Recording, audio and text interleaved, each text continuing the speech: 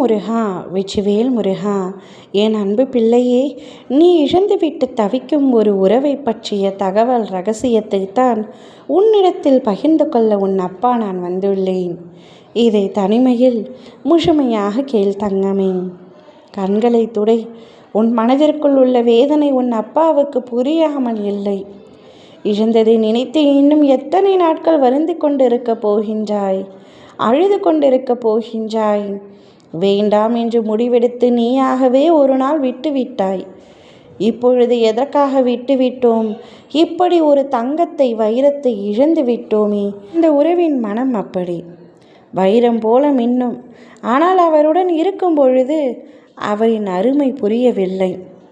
சண்டைகள் வருகின்றது, ஒத்து வரவில்லை என்று சில காரணங்களால் அவரை நீயே நிராகரித்து விட்டாய். எத்தனையோ கெஞ்சினார், உன்னுடைய காலில் விழுந்தார். ஆனால் அவரை ஏற்றுக்கொள்ள உன் மனம் மறுத்துவிட்டது. ஆனால் பிரிந்த பின்பு உன் மனம் இப்பொழுது துடித்து கொண்டிருக்கின்றது. எதற்காக அவரை இழந்தோம் என்று. அதன் போன்ற ஒரு வாழ்க்கை எனக்கு மீண்டும் கிடைக்காது. இழந்து விட்டு அந்த பொருளை நினைத்து, அந்த உறவை நினைத்து இப்பொழுது நித்தமும் நீ கண்ணீர் விட்டு அழுது கொண்டிருக்கின்றாயே தங்கமே. இது உனக்காய் சரியாக தெரிகின்றதா? உன்னிடத்தில் ஒரு உண்மையை சொல்லவா? எளிதாக நீ தூக்கி எறிந்து விட்டாய். நீ இவ்வளவு வலி அனுபவிக்கின்றாய். அப்படி என்றால் தூக்கி எறிந்த அந்த நபர், தூக்கி எறியப்பட்ட அந்த நபர் மனம் எப்படி இருக்கின்றது என்று உனக்கு தெரியுமா? நீ எந்த இடத்தில் அவரை தூக்கி எறிந்தாயோ அதே இடத்தில் இன்று வரை அவர் உன்னை நினைத்து கொண்டிருக்கின்றார். உன்னை மறக்க முடியாமல் நித்தமும் தவித்து கொண்டிருக்கின்றார். நீ விட்டு சென்றதை நினைத்து நினைத்து ஒவ்வொரு நாளும் அழுது கொண்டிருக்கின்றார். அவருடைய கண்ணீரில் எனக்கு புரிந்தது அவர் உன்மீது வைத்திருந்த நேசம். நீ தூக்கி எறிந்ததினால், நீ அவரை வேண்டாம் என்று முடிவெடுத்ததினால் உன்னுடைய மனம் கல்லென்று நினைத்தேன். ஆனால் உன்னுடைய மனமும் இப்பொழுது பனி போல் உருகி அவர் வேண்டும் என்ற முடிவோடு இருக்கின்றாய்.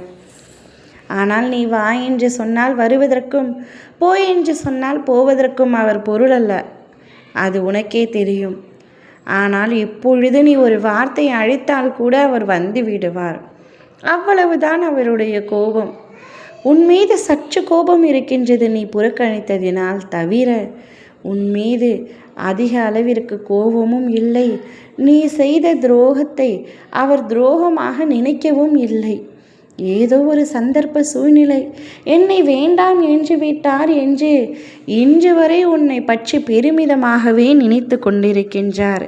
நீ ஒரு வார்த்தை அழைத்தால் கூட அவர் உன்னை தேடி வந்து விடுவார். அச்சூழலில்தான் அவர் இருக்கின்றார். இந்த ரகசியத்தை உன்னிடத்தில் நான் சொல்ல வேண்டும் என்று நீண்ட நாட்களாக நினைத்து கொண்டிருந்தேன். இன்று அதற்கான நேரம் வந்தது, சொல்லிவிட்டேன். இதற்கு பின்பும் இழந்தவரை நினைத்து நீ வருந்து கொண்டிருக்கின்றாய் என்றால் நிச்சயமாக அவரை தேடி நீயாகவே செல். அவர் உன்னவர், உனக்காக நிச்சயம் காத்திருப்பார். அப்படி காத்திருக்கவில்லை என்றால் அவர் உன்னவர் அல்ல என்பதை நீ புரிந்து கொண்டு உன் வாழ்க்கை எதுவோ அதை பார். உன்னுடைய நேசம் உண்மையானது, அவருடைய பாசம் பொய்யானது என்பதை உணர்ந்து அடுத்த அடியை எடுத்து வை. ஒரே இடத்தில் நின்று கொண்டிருப்பதனால் வாழ்க்கை மாறப்போவதில்லை. அடுத்தடுத்து சிந்தித்து செயல்படும். ஓம் முருகா, வெற்றிவேல் முருகா.